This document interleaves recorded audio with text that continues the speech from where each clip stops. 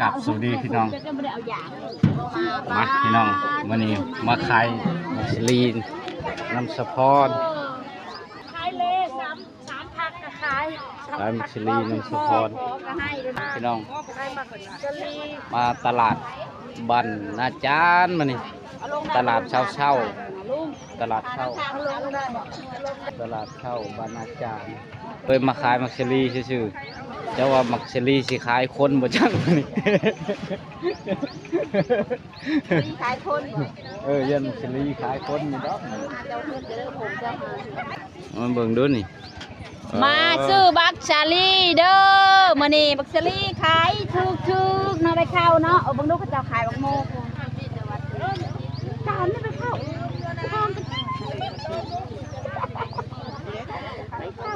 เด้อมาบักชาลีเด้อสามพักชิปก็ขายเด้อว้าวถือขอซื้อก็ให้เด้อไม่ตู้ว้าวถูกใจเอาไปเบิดเลย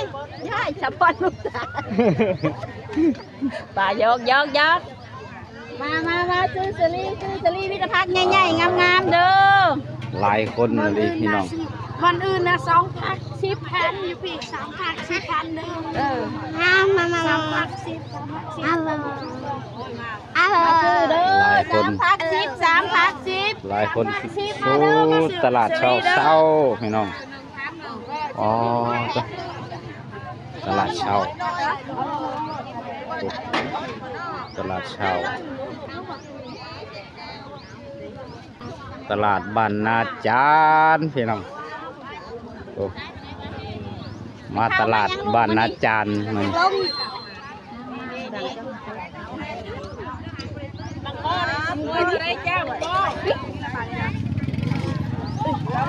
มาซื้อสลีเด้อ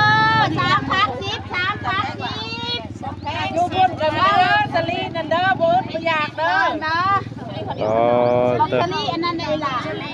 สลีแดงช่วงนี้มันคือบ่มีสลีข้าวเหนียวดอกสลีข้าวเดียวเนี่ยบ่แม่นโมเล่เด้อจะไปจ่ายแต่นั้นเด้อโมกะเล่คือกันบ่โมกะเล่คือกันโมกะเล่ซื้อได้ไม่ทันนะไปค่าใจดีซื้อ1 แถม 1เด้อซื้อ1 แถม 1ใครแน่แบบซะซื้อ1 แถม 1ใครเว้าฟังใครเว้ามาเด้อคนที่ว่าบ่ไม่ทาน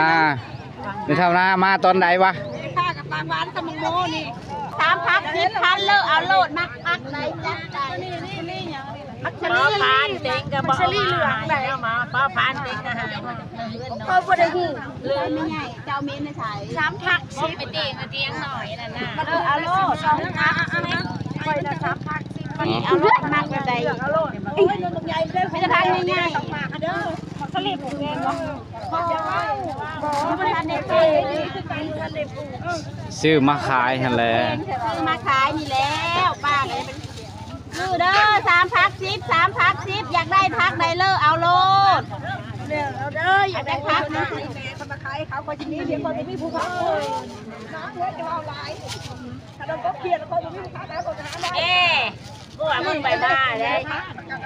เฮ้ยมีเงินทอนเด้อให้เฉพาะให้ใบใหญ่แท้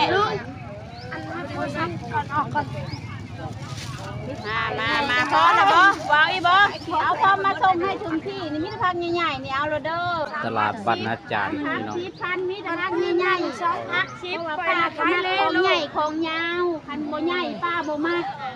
ที่เอาโลดมักพักใดพักบ่ได้บ่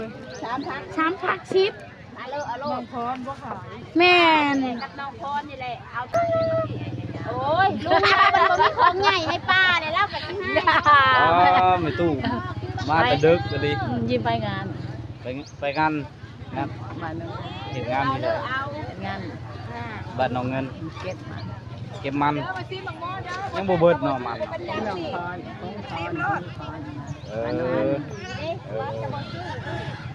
นี่ซีมเลยค่ารุ่นนี้ซีมก็ได้คือ1 แถม 2มื้อนี้แม่ข้าวมาเป็นแม่ค้าขายมักสลีกับแม่ป้าไปใช้ไปหลอกก่อนจ้ะบ่ได้เอาให้ทางหน้าบ่จำน้อยก่อนนี่แหละเอาไปเส้นทางหน้าไปหลอก เอาเด้อมาแต่นี่คือเฉพาะมื้อนี้เด้อ3 พัก 10เด้อพี่น้องมื้อนี้แม่ป้ากับสาวพรมาขายหมักสลีพี่น้อง3 พัก 10พี่น้องบ่มีไผขายได้มีแต่แม่ป้ากับสาวพรพี่น้องถึกมื้อนี้เด้อถึกเฉพาะมื้อนี้ก็ใบข้าวอีป้าพร้อมเด้อเอาแม่ข้าวก็มาขายหมักสลีในแม่บ้านนี่ไปข้าวจัดไปเบิดพัก ใบข้าวได้ลูกเอาอีกบั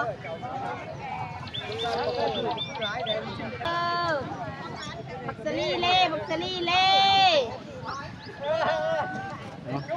ได้ขายดีพี่น้องเอ้ยว่างแล้วฮะเขาว่าขายเสียโอ้ป้ายังไม่ได้ขายบักสลีเบิร์ดอยากได้ค่าตลาดเอาบ่ดูไปขายดูให้ปั้นตลาดให้บ่มาเด้อซื้อบักสลีเด้อ3 พัก 10เล่ว้าวถึกขอไปปลาขอซื้อก็ให้เด้อว้าวถึกใจบ่มีกำไรก็เอาไปโลดมามันนี่แม่ป้ามาขายนี่ก็ไปเขา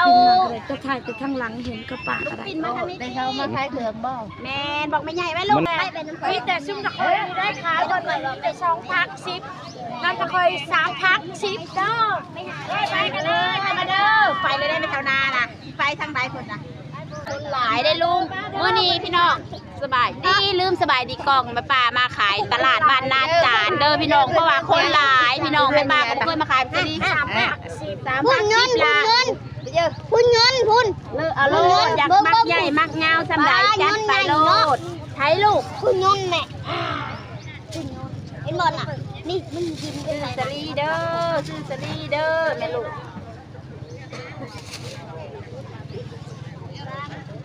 พุ่นเงินไปใช้เลยใช้ลูกนานมาเมื่อนี้ไปเข้ามาขายเบเกอรี่ให้สะพอนไปเข้าแนมไปดูลูกไปเข้านี่จัดเปจะในกล่องแล้ววะไปใส่เลยเด้อมาเด้อจังไงไปที่ได้เล่วันนี้มาเด้อเล่ได้3 พัก 10 3 พัก 10จบให้เรียบร้อยซุกเรียบร้อยคนเป็นขายถึงได้พี่น้องคนอื่นก็ได้3 พัก10นะต้มให้ซุกเลยเงินไปหรอไปปีนะบลูกข่าวมาเมื่อนี้แม่ไปเข้าขายครึ่งเป็ดก็ได้เป็นแล้วแม่เข้าไปขายครึ่งเด้อคนหลายเรื่องชลีเด้อ3 พัก 10 3 พัก 10เอาเลยบ่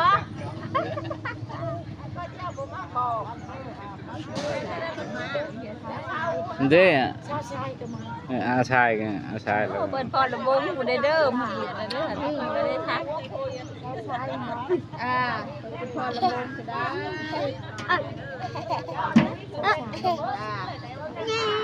คือหมากสลีเด้อพี่น้องสลีเล่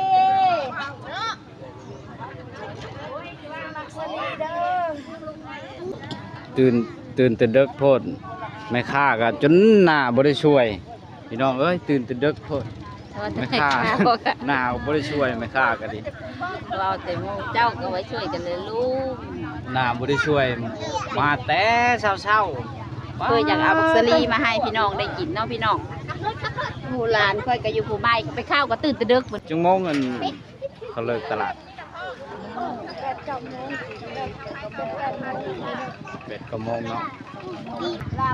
มาพี่น้องมื้อนี้มาเด้อพี่น้องมาเบิ่งสาวบ้านนาจานมื้อนี้อ๋อพวกตลาดนัดบ้านนาจานเบิ่งสาวบ้านนาจานมื้อนี้ตลาดเช้าตลาดตอนเช้าอยู่บ้านนอกบ้านนาพี่น้องถ่ายให้พี่น้องมาเบิ่งน้ำกันพี่น้องตลาดบ้านนอกใครที่อยู่ในเมืองอยากเบิ่งอยากชมตลาดบ้านนอกมาเบิ่งน้ำกันพี่น้องมีปอตัวผู้ชื่อเป็นกระสอบเลยผู้นำโมอ๋อตัว ซื้อเป็นกระสอบเลย ซื้อ1 แถม 1 อันลุงอันถ่ายคุยในคอยสิพายังแหละตลาดลุงถ่ายกันถ่ายกัน มือเบื้องเดียว ไปงานเลาะตลาดมาเราบนตลาดบนตลาดเด้อวันนี้เลยมีโอกาสได้มาเลาะแล้วกลับมาขายมักสลี3,000 10,000 3,000คุณเด้อหมกหมอนี่เด้อ มักสลีเพิ่น มาพี่น้องไปเบิ่งลุงตลาดบ้านกระเจ้าหลายอย่างจะได้ไปเลาะมึงดูเขา ย่างเลาะบ่ หมดบ้านๆได้พี่น้องตลาดแบบบ้าน เสร็จบาดพาย่างเลาะละบาดกล้องช่องมือบาด กับพ่อแม่ปาดติจะว่าเป็นกระเบิด สะพอนหนึ่งย่างเลาะ เด้อเจพรเอาชอยแด คือบ่เห็นมันให้ จังว่ามันบ่ให้แล้วเนาะบักทัวนี่มันให้บ่เป็น เออ 10,000คนละ10,000เฮ้ยบักทัวเองมาเด้อ 5,000 มักทั่วน่ะให้บ่เป็นเนาะ ได้แล้วเนาะ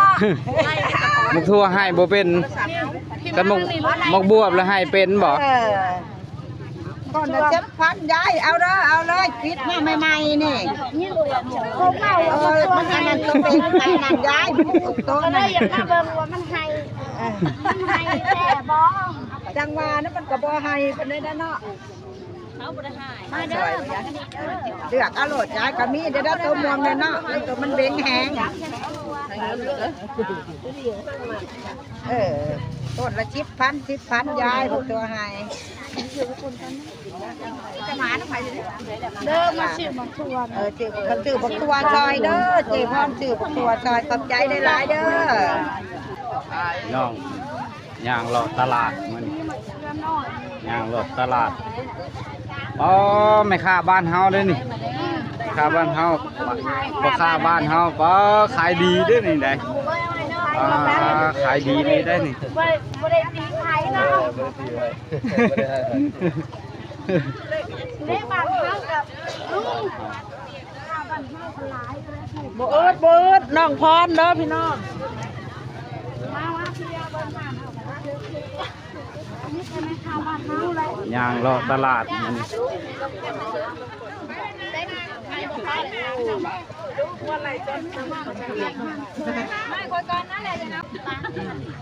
เลาะตลาด ตลาดมาซื้อปลานี่ โอ้ชิป่า เปิดแม่พานเขาจะถ่ายผู้ยังผมโอ้ยจะแม่นชาติว่าเนาะ เป็นอะไร เก็บยัง อยู่ดีมีแห้งอยู่แล้ววะ มีแห้งไปชื่อเพียงนี่ ไปซื้อลาบจะมาทาง ชื่อลาบเนาะ มาขายมักชะลี มาชวนมาขายมักซลีมาดิ มาพี่ลุงมาพี่นัก ขายมักซลี ไป ถ่ายคลิปนั่นถ่ายคลิป ซื้อ เพิ่ กับกล้วยแล้วก็ลุง นะ ว่าเลยเอาพันซื้อกล้วยนะ เอาบ่ได้ถือเงิน ขีมอยู่บ้าน ว่านะก็ว่าบ่ถือเงินบ่ละหาก็เห็นกันนี่เด้อ เอาเอลีเลยเขาชวนมาเขาก็มา ซื้อแล้วนะร้านไผ่ดีกว่า ตื่น จะ มา ไปเก่า หน้ายังบ่ได้ช่วยครับชวน จะเอา มา 10,000 เด้อ หา นี่เป็นคนทุ่งเหนียวในชื่อชาวคนนั้นคนนี้ทุ่งนึงคนนี้ทุ่งน้ำ ดีกว่าเราก็จะไปเก่าหั่นซื้อโลดยังก็ซื้อไปโลดภาษาว่าอันนั้น พอกิน เนาะ 3-10 ครั้ง ไว้ขายกล้วยนะบ่ ซื้อแล้วก็ยังมีเดียว เจ้าขายไปได้ คนละคนเลยมาได้ 15 คนละเจ้า เช้าห่างก็ได้ ทุกคนชื่อกล้วยให้ในหา15,000ฮะแล้วเอาอยู่ได้15,000บัดเมื่อมัน ต่อเล่าแหละว้าววันน้อง ต่อ อยากได้เงินเอานี่ เอาก็อยากได้เงินกับบัดน่ะค่อยกระจายมันสิยากพะยะ อันนั้นแล้วจัง จะ หวะ เบิ่งดูก็จับกล้องอยู่นี่ จะได้เงินกับให้จ่ายค่อยได้จ่าย เวลาเจ้าก็เอาน้ำลุงเจ้าว้าวนั่นนั่นเจ้าก็หาพอได้อันไหนนะเทียมได้เทียมได้เด้อเทียมกันป้าละบานนี่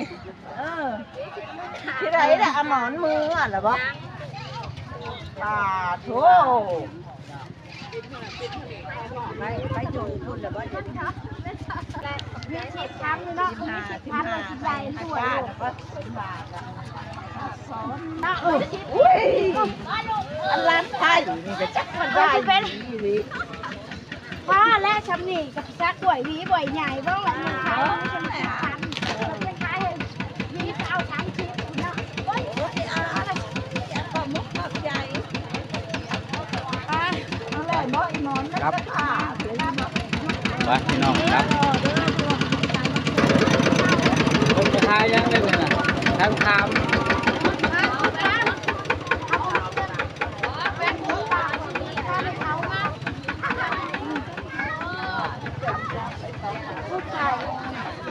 มะขาม ถามเขาก็ไปขึ้น ตัวสง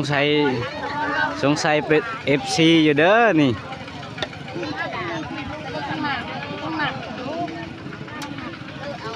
เพราะว่ามันตอบแสงเนาะสงสัย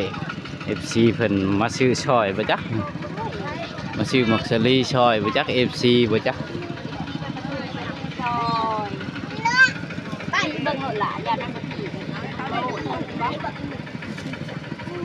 มาขายบรรณาจารย์หมุนพี่น้องมาขายนี่แล้วไม่ง่าย3 พัก 10 พันพรมาพันไ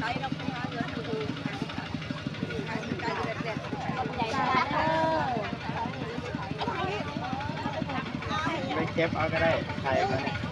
จะเป็นไง3 พัก 10เป็นไงเด้อเป็นมาเลยเด้อ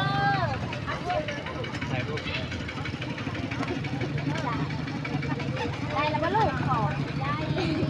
ได้แล้วเด้อมาซื้อซอย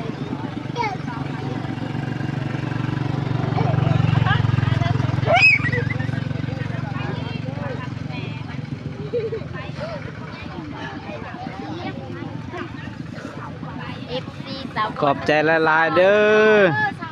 3 พัก10 3 พัก10เด้อ พัก10ได้ไม่ง่าย หมดแล้วบ่ได้มี มีโปรได้มันมีโปรโมชั่นเฉพาะมื้อนี้มักสลี3 พัก 10เพราะว่าไม่ปากก็เว้าคือเขาขายเด้พี่น้องมีโปรเฉพาะไม่ปากก็เว้าไปซื้อๆแล้วมีโปรขายมักสลีมื้อนี้3 พัก 10ขายจริงเด้อบ่ได้ไปเว้าลิ้นเด้อขายอีหลี 3 พัก 10เด้อ 3 พัก 10เด้อ ต้มให้เรียบร้อย ต้มสุกแล้วโดยแม่นและไม่ใหญ่เลิกเอาอยากได้พักใดถึงใจจัดไปโลดพักใดใหญ่ๆยาวๆก็เอาไปโลดเด้อ 2 พักเลยก็ได้จะ2 พักเขา กินหมูเบิดเจ้าก็เมื่อให้ลูกให้หลานเลย ให้ลูกหลานไม่ใหญ่เอ้ยลูก อืม ให้แล้ว เขาขาย3 พัก 10เลย จะไปถามเบิ่งห้านอื่นฮะ มีขายดอกเห็ด บ่มีขายได้3 พัก 10 มีแต่พัก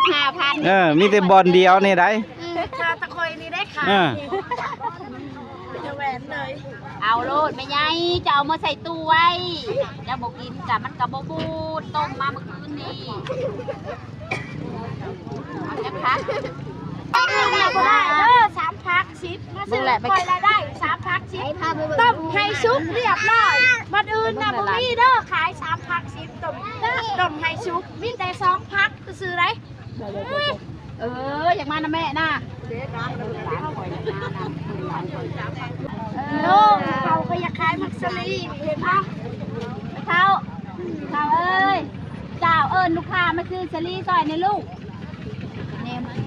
ไว้ ขายมักสลีนี่แม่จ้ะ เด้อหาเลยเอาจะได้พักได้กะ ชื่อแล้วว่าชื่อไปขายต่อ ชื่อพี่หาบ่เต็มไปขายมักสลิด บ่พักชิปเต็งขาย3 พักชิป ขายพัก5 ขายผักหา หมูกันนี่ เอ้าเห็นได้ฉันจะไปขายผัก ได้จะขายมักสลิดคือกันนะ เก่งตบเรียบร้อย 3 พัก 10 ซื้ออยู่เฉยจ้ะ ชื่ออยู่ตลาดบ้านโต เจ้าชื่อไปขายต่อโลด ตลาดบ้านเต็งอยู่ที่ใด ตลาดบ้านนานี่ จะไปซื้ออยู่บ่ เต็งขี่รถนั่นไหนไปซื้อโลเต็งมาขายกระถืออีก3 เจ้าชื่อไปขายต่อโลด ตบให้เรียบ หากระต้มมื้อเช้านี่ได้นี่นะ ต้มวัง4-5 โมงนี่เลย ขายก็บ่มีไปขายดอก หลายแต่เขาก็บ่ขายดอก3 ผัก 10นะอืม ทุกคนสาวพรขายหมักสลีเด้อพี่น้องแล้วขายถูกได้บริขายแพงได้อน้องพร แม่น อันนี้ร้านค่อยมาดิ สาวพรต้มหมักสลีมาตลาดนาจาโน้ยเพื่อนก็ขึ้นช้อนหมูบ่อยู่โรงเห็นบุญก็ยังมาขายหมักสลีไปข้าวไปข้าว เพิ่นบ่ไปข้าวกับหมู่ ขายสลีบ่เจ้านั่น โดยแม่ลูกโดย สลีสาวพรนี่ พี่ขายพี่กินได้ เต็งอยู่อย่างไรคือกันตอนนั้นมีเดียวนี่มันบ่ได้ ชมก็ให้นมตัวนี้กับบ่นมเราเอาบ่นมตัวเดิมนมค่ะ เด้เงินลุงหนอมนี่เลยบ่มีว่าซั่น พักเท่าใดมัน3พัก10คันเลิกเอาโลดจะได้พักใด สาวพรขาย3พัก จ้าจ้าจ้าจ้า เพิ่นญาติกล้องได้หั่นเด้ เอ้ยนี่เงินลุงหนอมนี่ เพิ่นบ่หานมาเพิ่นญาติกล้อง นี่เด้หนอมก็ได้อันนี้ ไม่ใช่ละมันลีนี่แบบขนมเดี๋ยวสิไปถามแบบ อาชีพ เคยเห็นคน เรื่องเอาโลด เคยเห็นแต่ยายลุกยาอันนี้ ยักษ์ชอบจะต้ม อันนี้เอาไว้ยายเองได้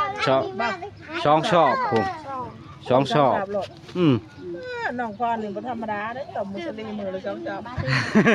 ทุ่มมื้อเช้านี่2 ชอบโลด 4พัก10เด้อบาทนี่4พัก10เด้อวันนี้โลลงโล สิได้เอารถหน่อยมาเนาะเฮ้ยคือบ่เอาคนใดมาวิจัยขับใจ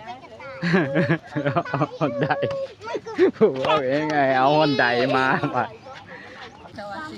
โอ้ย3พักก็จะไปหาในไสได้10นะบ่บ่มีขายลงเห็นยังพัก5,000จะหาเลิกเอาโลดมาพักใด คือภายในเด้อ เลิกหน่อยเด้อ3พัก10คัน3พัก10คันนี่แหละคนเฮาเนาะพี่น้องชมเพิ่นว่าบ่แม่นเว้าให้เด้อเว้าจากใจเด้อ3พัก10ยังจะได้4พัก10เอาคัก5พัก10จัดตื่มให้แน่ ตึมมาน้อยให้เรานี่พรบ่มีที่ว่าตื่มก็คือตื่มสิเบิดแล้วพรเอ้ยบ่ซื้อบ่3พัก10มาเด้อสิมื้อเลยได้มาเลยเอาอยากได้พักน้อยพักใหญ่สำใดกะแต่เฉพาะป้านี่มักใหญ่มักยาวเพราะว่ามักของใหญ่พักสลีได้โมเมนต์อื่นจะขึ้นเลิก มันจะกินอิ่มถ้ามันใหญ่แหละนี่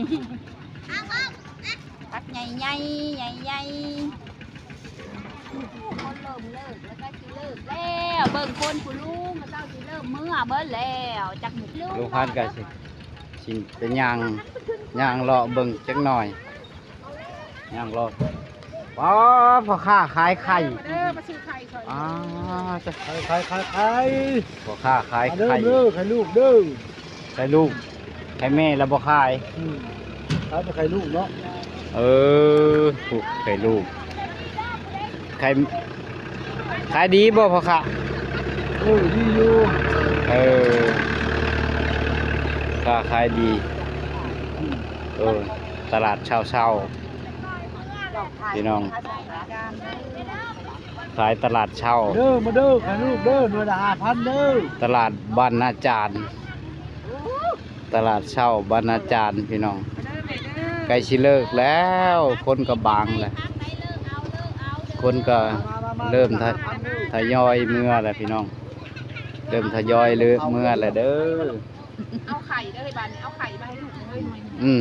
เอาไข่เมื่อต้อนลูกแน่ไข่ ลูกอยากกินได้โหลดนะพี่นะหน่วยแตกก็มี ไข่ก็ไข่ลูกเมื่อก็เมื่อต้อนลูก หน่วยแตกแล้วให้เป็นลูกใหญ่อะนะบางแตกบาง ไปพี่น้องใกล้สิเมื่อแล้วแหละ เพราะว่าได้ใช้ของยาขายพัก5,000นะเด้มีแต่ชุมเฮานี่แหละขาย3พัก10โมเมนต์ถ้าเว้าบ่เจอจะไปถามมึงเด้อแม่เด้อ เรื่องคนขายมันจะมีกระไรมันจะสองพักเนาะ มีตู้มาชื่อมักชลีน้ำสะพร 3พัก10ได้แต่3พัก10โอ้ยคือกันแหละง่ายเลยใครอากาศมันเปลี่ยนจะว่าเนาะเรียกก็ว่าคืออยากร้อนเรียกก็ว่าคืออยากหนาวไปกินโอ้แห้งหวานคักแม่นร้อนนะคะทำเป็นแล้วก็ลำบากคนจนให้ ท่านเด็กหน่อยก็ใช่ให้อันนี้ห้องเท่าแหละ ไม่ใหญ่ว่าถือก็ถือ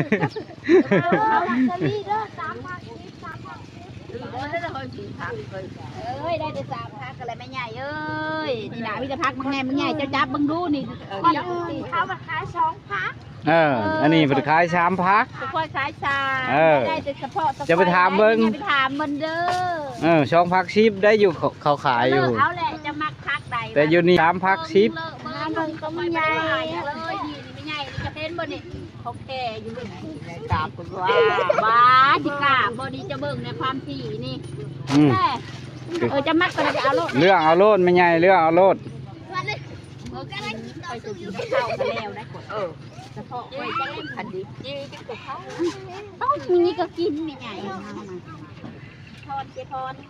ไอเจพรสุทอนขอบใจไม่ใหญ่ว้าวบ่ทางอาบจะรีบเล่นี่บ่มีแต่เฉพาะมื้อนี้เด้อแม่ป้ามีโปรเฉพาะมื้อนี้เด้อเพราะว่าแม่ป้ากับสาวพรมาขายมักสลีมื้อวันตลาดบ้านสาวพรพี่น้องแม่ป้าก็บ่เคยมาขายมักสลีจักเถื่อมามื้อนี้ละขายดับขายดีอลีพี่น้องเพราะว่า3พักแม่นบ่เคยมาขายเดียวนี่แหละว่าลูกมากับใบเข้าบ่ดื้อปานใดผู้แล่นลิ้นอยู่ใบเข้าก็ม่วนเฉยขอบใจเด้อแม่ใหญ่เด้อไปพี่น้องบ้านนี้ก็ไปต่อไปขายโลบ้านไปรอบ้านพี่น้องบ้านยังโมเบิดนี่ยังน้อยนึงรอบ้านน้องมุกออกไหมเรือข้างหน้ารถนะมุกเอ้ยมาไปเด้อบ้านนี้เด้อจะรีเล่ไปเลยเด้อไม่เข้าไปเลยเด้อไม่เข้าไปเด้อพ่อค้าขายไข่เมื่อไรเด้อพ่อค้าขายไข่เด้อไปหาหลอกก่อนเจ้าผู้เช้ากับลี่อยู่ในเงาขามป้าเจ้าผู้น่ะผู้เช้าลี่อยู่ในเงาขามอายกล้องเขาก็อายกล้อง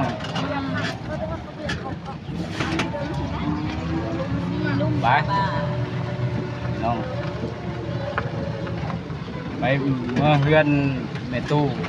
เมื่อเฮือนแม่ใหญ่เฮือนแม่สะพรไปเฮือนแม่ตู้ไปเฮือนแม่สะพร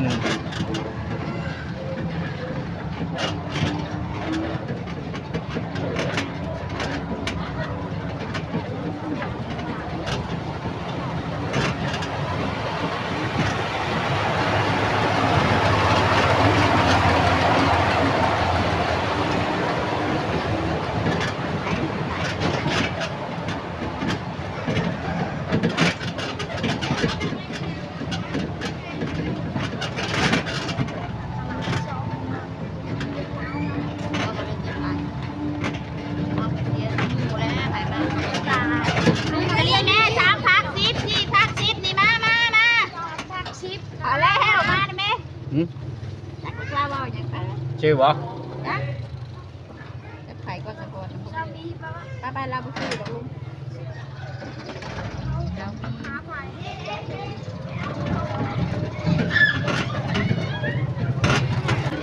จะรีเล่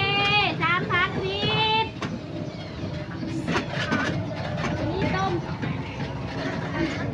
ไปเรื่อยๆสลีต้มเด้อ3พัก10 3พัก10เล่จะรีเล่มีกินแล้วจ้านี่บ่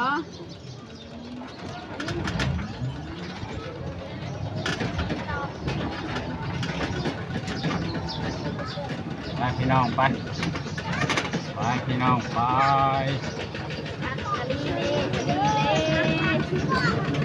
น้ำพัก10 4พัก10 พร ลี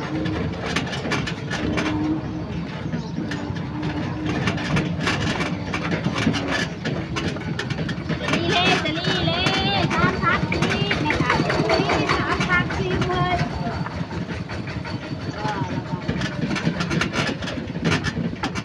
ตู้เราจะอยู่บ่มีตู้ เล่นไม่ถูก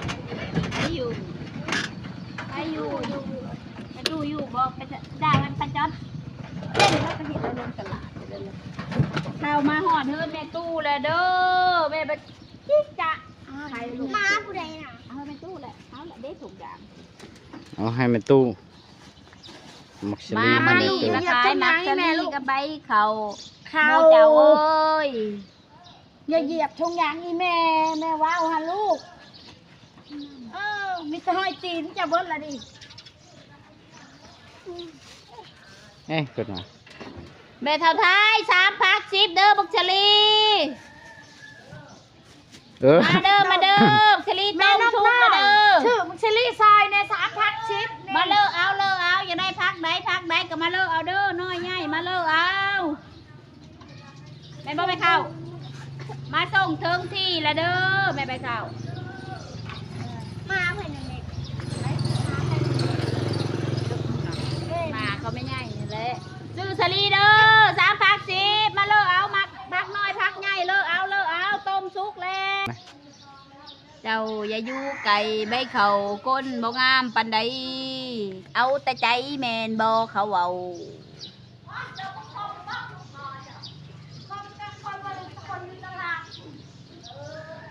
แล้วไปใส่สะพร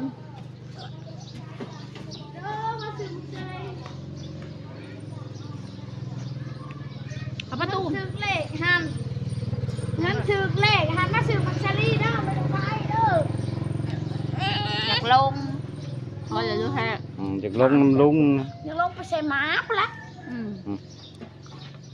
ให้พี่ไปรอจังไรบัตรนี่เฮ้ย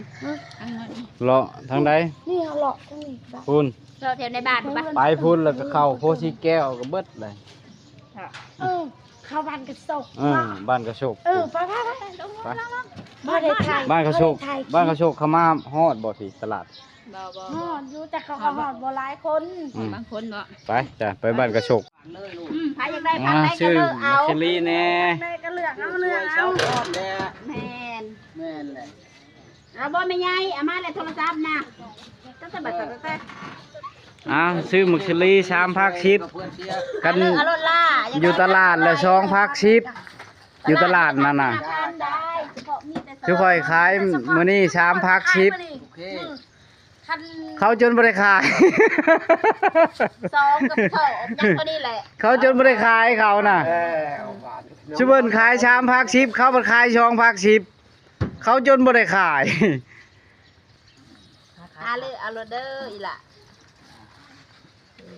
อีพรขายบักซาลี เรื่องเอาโลดเด้ถุงยางกะ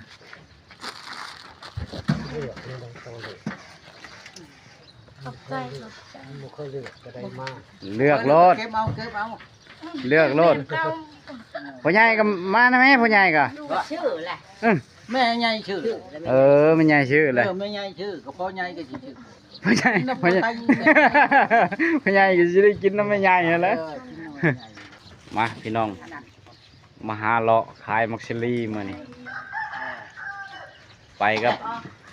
แม่ป้าไปกับสะพรหาเลาะบัน ไปหาหลอก หา ใจ เลาะ สิเมื่อเลยเด้อมื้อนี้มีแต่มื้อเดียวนี่เด้อ3 หาเลาะตามชนบทเฮา วันนี้มีได้มื้อต่อไป เพราะว่า10 มื้อ20 มื้อก็บ่ได้มาเลาะแถวบ้านนอกมาหาเลาะขายมักซิลี เดินต่อ ไปเดินต่อไปพี่น้องไปบ้านไม้บ้านนี่ ไปเลาะขายมักกะลีเนาะใหญ่แล้วเขาเลิกเอาเบิร์ดละจูใหญ่ๆนะคอยซื้อเป็นกระเป๋า2 เป๋า3 เป๋า ตาดีเลยให้งูมด ไม่เขาใหญ่เขาหมายก็คือว่าใครได้พักใดก็เลิกเอาก็ไปซี่แหละเขาที่เลิกเอาไปซี่แหละ ถ้าหมักพักแรกก็เลือกเอามันมี3เอาไว้ใส่ถุงคือ ไปก็เด้อพ่อใหญ่เด้อ มกก็ใจละลายเด้อ ไปขายต่อ ใส่ถุงว่ะ ไปก่อน ใส่ถุงมา เขาหาเลิกเอาเนาะพักใหญ่ ไปต่ออีก ไปก่อนบ๊ายบาย ๆวันนี้ โลกบ้าน แล้วก็เป็นหลอกบ้าน อีลุงขับรถพี่น้องขับรถเบาแม็กกับไปข้าวได้ไปข้าวเห็นอะไรอยู่เจ้าขายบักกะลี่มันนี่ม่วนบ่ข้าวหลานคอยประจักยังเลยขี่รถเลาะน้องพี่น้องว่าขัดไปเข้าพากันขี่รถเลาะขี่รถเลาะขี่รถเลาะ แล้วก็รถแน่จะถ่ายแน่ไม่ถ่ายไม่ได้ ลุงเดินกลับเด้อ ชื่อมักซลีเด้อ3 พัก 10 3 พัก 10 ซื้อบอกเชอรี่3 พัก 10เลิกเอาโลดจะได้พักใดกะ คนละ เดี๋ยวชมนะคะบ้านกระเจ้าแบบทงหน้าเลยพี่น้องแม่ป้ากับสาวพรมันพากันเป็นโลกขายบักกะลีไก่สีเบิร์ดแล้วนะ คนมาแจกเครื่องกับบักสด เออเอาจะได้เอามาให้แจก อืมกันเดินทางมันนี่ไปหาขายมักซาลี มันขายถูกกว่าคนอื่นนั่นแหละเขาไม่ได้ขายบางคนก็ไม่ได้มดได้มือแต่เก่าเขาขายเขาไปขายมดได้อัน 3 พัก 10เด้อถึกเด้อ 10 มา มีเฉพาะมือนี้เด้อโอ้คือมันได้ดีแท้ซะเอาแล้วสร้างว่าว ว่าลืมมาต้ม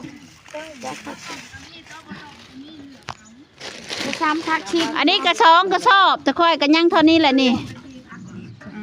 มา ต้มแล้วว่าเขาขาย4 พัก 10เหมือนมัน จี้เอาโลนะไม่ไงเจ้าจี้เบิ่งโลดว่ามันที่บ่เจ้าต้องจี้เบิ่งว่าให้มันมั่นใจ อันนี้สลีอันนี้ 2 กระสอบยังเหลือเท่านี้แหละเอาเด้อไม่ใช่อะไรแต่โทรศัพท์เจ้าให้ลุงถ่ายให้แหละสะพรนี่พี่น้องแม่ป้าเห็นหูแล้วคิดฮอดอดีตพี่น้องตะกี้แม่ป้าก็เคยต่ำคือกันเด้อแต่ว่ามานี่บ่เป็นแล้วขาดลูกค้าว่าเอาเด้อเอานะแม่เอานี่ถุงยางนี่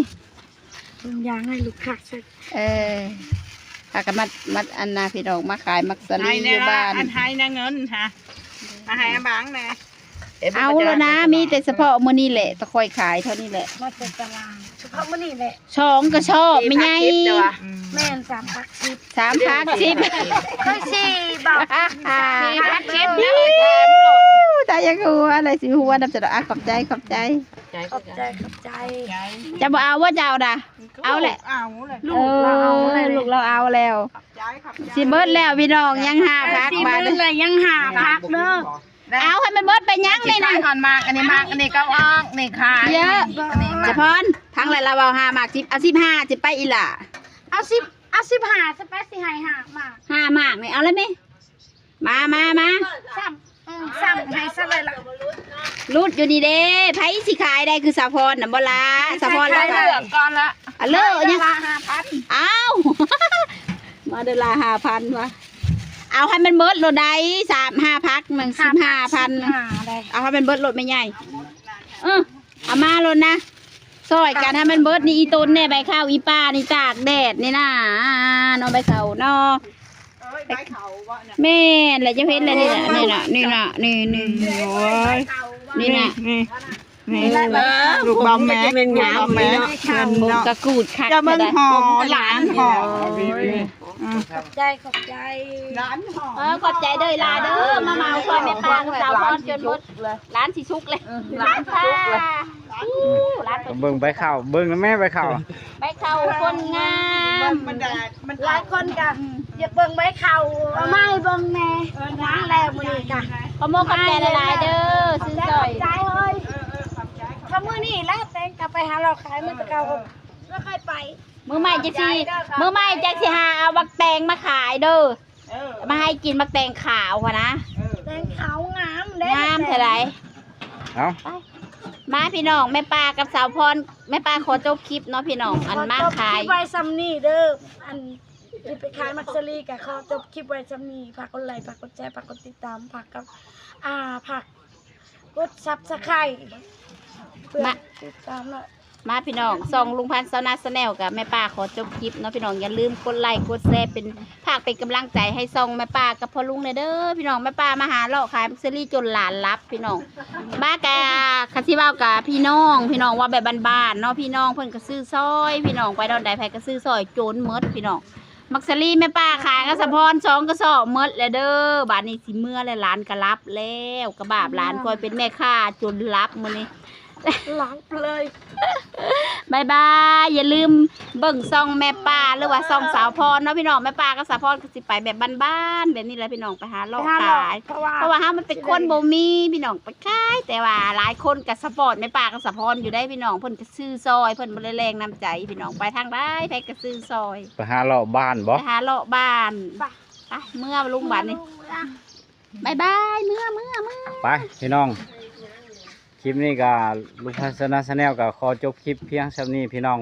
ไปกลับบ้านมานี่ขายมักซิลี่เบิดแล้วพี่น้องบ๊ายบาย หลานจนรับ